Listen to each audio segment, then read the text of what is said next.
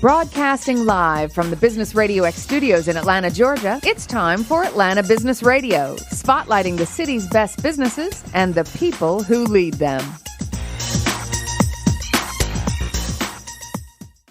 Lee Cantor here, another episode of Atlanta Business Radio, and this is going to be a fun one. I have with me Karen Kelly with Children's Museum of Atlanta. Welcome. Oh, thank you for having me on the show. Well, Karen, before we get too far into things, tell us about the Children's Museum of Atlanta, mission, purpose, things like that. Okay, well, our mission is to inspire children to learn and discover through the power of play.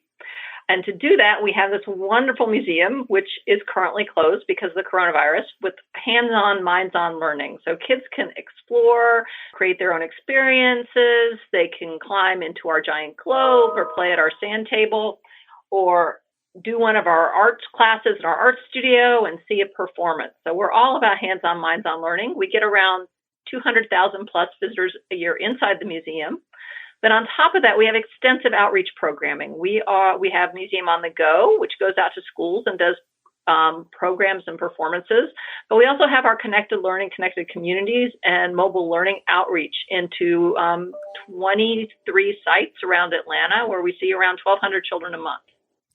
And how do you go, a museum that relies so much on in-person, face-to-face, human interaction? How do you kind of make a pivot in this world now that we're in for at least the next few months, where a lot of the work is going to have to be done virtually?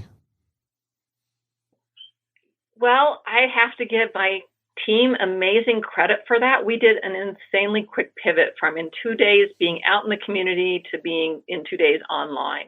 We took some of our programs that we do inside the museum and we repurposed and refocused them so that they would be really accessible for parents with kids at home. And our team is like taking their tech tools they have at home, their iPhones and Androids, and videotaping and creating great programming and activities to go online. We already ground everything we do in our deep understanding of child developmental levels and what they need for school.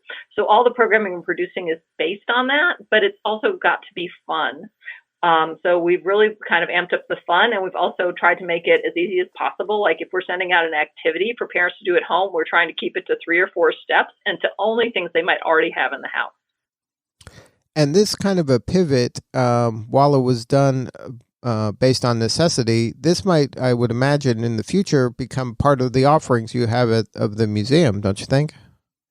Absolutely. We are going to keep this up and deepen it and keep it as a part of our toolkit and part of the things families and teachers can look for from us going into the future. So now, these offerings, are they right now only to the existing members of the museum, or is this open to the public? It is open to everybody. We've got several platforms that you can get to us through: Facebook, Twitter, Instagram, or you can just go to our website to our blog, and all the links are on the blog. We've got a YouTube channel as well. Really, this is free content for anybody who needs it. And then you're trying to obviously keep members and attract new ones. Is there an opportunity for the people to participate to engage more with the museum in terms of becoming a member and contributing?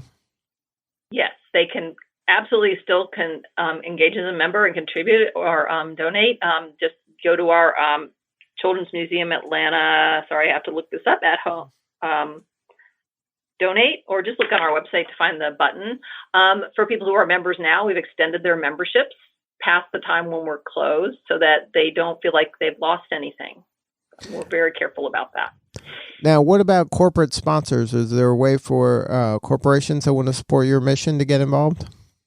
Absolutely. They can reach out to our development department through our website or go online again and donate, especially if they want to support our free online programming to the community. That would be wonderful. We'd be very excited. And then what's a type? I want to back up on that one. We also have already some terrific and amazing corporate partners who have helped support us through the past years. And I want to just give them a shout out and thank you. I'm not going to call out anybody specifically because I don't want to forget somebody, but really, truly, we have terrific corporate partners. Now, I would imagine in this manner, when you have some digital offering as well as eventually back to the in-person offering, the right corporate sponsor can really create evergreen brand halo effect with the right partnership, and you can kind of team up together to create really interesting activities for the children. Absolutely. Absolutely. And we do some of that now. I don't know if people consider them a corporation, but Children's Healthcare of Atlanta, we partner with great content for them, for kids' health and nutrition, is just one example of how we work with our corporate partners. So now, moving forward on this, you mentioned your team is kind of creating its own content. Are you getting together and kind of working together as a team to kind of strategize? Okay, let's create some work around this, this material, and then and then go back to your team, like who has what at their house, and like how are you kind of executing this? That's exactly right. We have embraced the whole online meeting platform, and frankly, we meet with different team members almost every day, and that's exactly what we do. We want to do this activity, and we do a call out to the entire team. Do you have these things at your house? Can you take pictures of yourself doing this activity? And that's what happens. So we really do have the entire team involved, from our security guy to our executive director. So that's exactly what we do. We sort of strategize around it. What do you have at home? What children's books do you have at home? We do story times. Some of our team is younger, but fortunately, because they like working with children, they have a series of books at their own house they can pull out and do story time with. People who have actually, like you mentioned earlier, they have their own video and audio equipment at home because they do work beyond the museum. And they have been generous in using that to create content for us. Now, is there a community of children's museum people around the country that you all can kind of share best practices and network and work with to help each other during this time?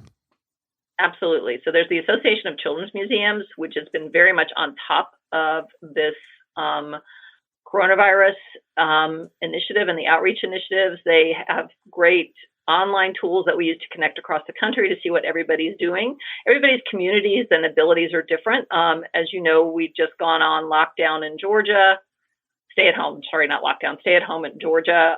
Some people have sort of a little bit more flexibility with currently in their communities. So everybody's doing something a little different, but we're all sharing best practices and ideas. Good stuff. Well, best of luck getting through this. It sounds like you are very creative folks over there, and you're doing whatever you can do to keep the families engaged, especially during this time where a lot of families are now together and having a lot of quality time. So to have a lot of different activities to do that are educational and inspirational to engage the children is so important. Well, thank you. And thank you for the work you are doing. And keeping up with all of this. And please, I'm just going to ask folks to check out our website, childrensmuseumatlanta.org, and come and see what they can find. And if you're a corporation, if you're interested, let us know. All right, Karen, thank you so much for sharing your story today. Thank you, Lee, and you have a great day. All right, that was Karen Kelly with Children's Museum of Atlanta. Their website again is childrensmuseumatlanta.org. This is Lee Cantor. We will see you all next time on Atlanta Business Radio.